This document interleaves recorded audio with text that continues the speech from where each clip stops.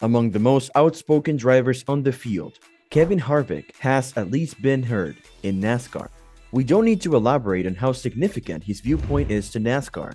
Because of this, everyone pays close attention to what the 47-year-old has to say on the growth of the sport.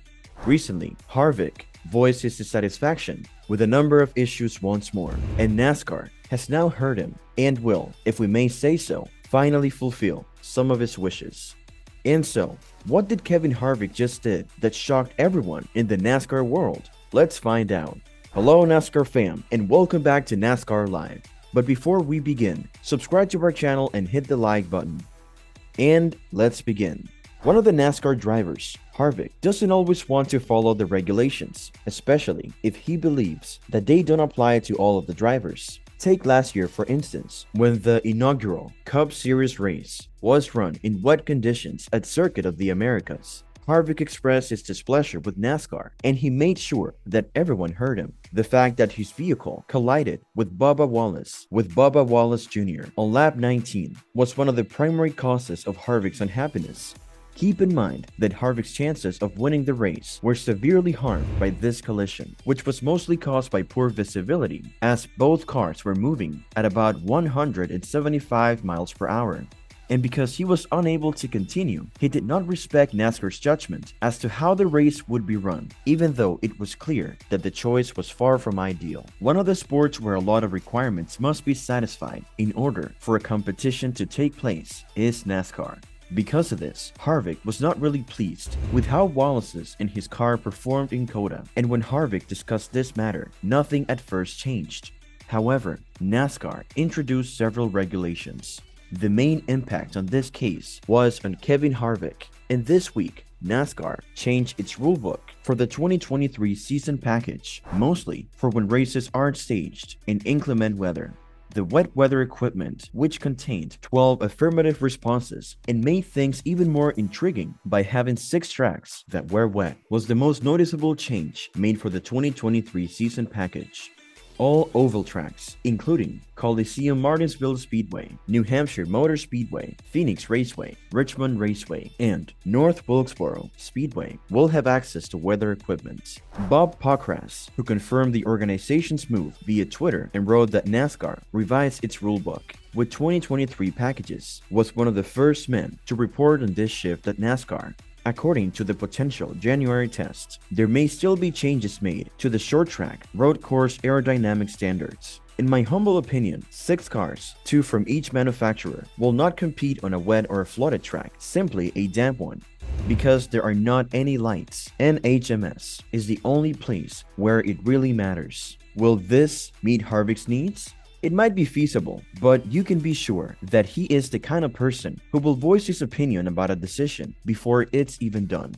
He would be the first person to speak on NASCAR's choice to have races on short tracks in wet circumstances prior to the start of the 2023 NASCAR Cup Series season. To put it more accurately, when outside elements like rain are present and affecting the outcome of the race, it is undoubtedly good that NASCAR is working to develop and improve the sport. But one must question themselves, is the spectator's happiness more essential than the driver's safety?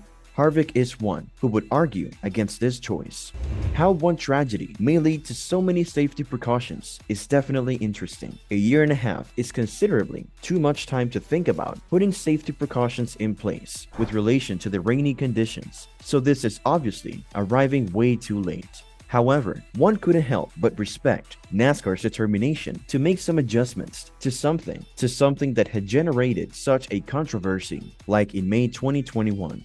One of the more intriguing and perhaps contentious statements made by Harvick about the event was made in May of 2021, and after hearing it, you can see why NASCAR has been fighting for changes for so long, now that they have finally been implemented. Now, let us hear what Harvick has to say about his collision with Bubba Wallace.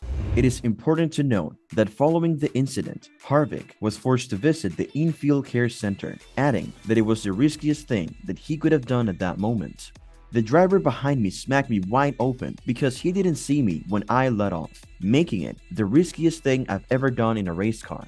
We are in race cars that were not designed to do what we're doing, and it is ridiculous that we're out there doing what we're doing. If you can't see coming down the straightaway, it is not even close to being safe. As they presented the rainy weather rule package for short ovals, in addition to the wet weather tires back in October, NASCAR spearheaded the initial drive for this modification. The drivers will have access to attachments that they may utilize at any time to gain a better understanding of the racetracks and prevent problems from occurring simply because an outside entity has tampered with the outcome of the circuit. However, the fact that the wet weather package only applies to a few ovals says a lot about the reforms that NASCAR still needs to make. The fact that NASCAR will not experience delays any longer, which is a far cry from alleviating rain delays on smaller tracks and making racing in wet and damp conditions conceivable, is one of the primary reasons for bringing these wet tire packages. Aside from safety, it is important to note that the adjustments will only affect tracks that are less than a mile long.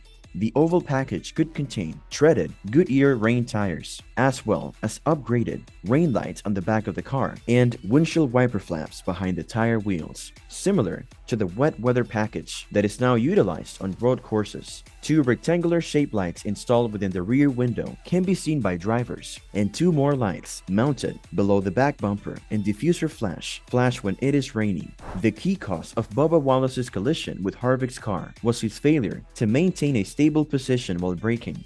By doing this, trailing drivers would be better able to detect when a vehicle in front of them is braking in low visibility. Even though Harvick's proposal was not in an official form, but rather a disapproving one, it was still a huge step in the right direction because at 47 years old and with so much experience in NASCAR, the sport's governing body is undoubtedly going to pay attention to some of the suggestions you're going to make. And it just goes to show that NASCAR doesn't want any more ill will on their hands given the plethora of problems that the sport is currently dealing with, including the existing business model and a possible split taking place inside the sport. Furthermore, it should go without saying that NASCAR has tried to deploy the wet weather racing package for ovals before. Although these racing programs have been used in the construction of NASCAR's next generation car for a long time, this is the first time they have done so successfully. True rain racing, though, probably wouldn't be possible under the regulations package. Standing water and heavy rainfall will still cause a race to be postponed owing to safety concerns, even though it will help to alleviate weather delays and enable races to resume sooner. NASCAR has demonstrated with its action that it is concerned about the safety of the driver as much as the excitement and thrill of the fans. However, it will be extremely intriguing to see how everything fits together to form this story, and we should be grateful to drivers like Harvick for calling attention to some of the most serious problems in the NASCAR landscape.